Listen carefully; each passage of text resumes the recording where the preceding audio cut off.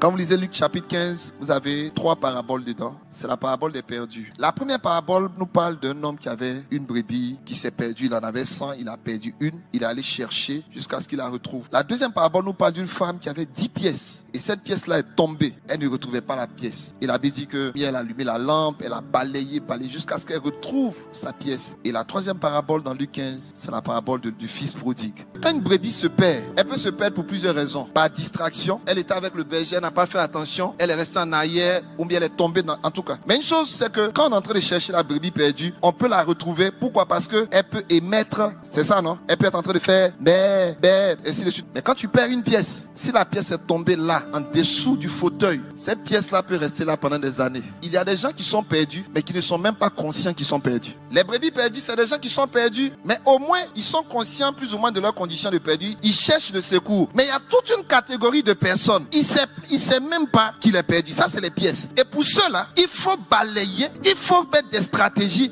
pour aller les trouver et les informer qu'ils sont perdus. C'est-à-dire, il y en a qui savent pas qu'ils sont perdus.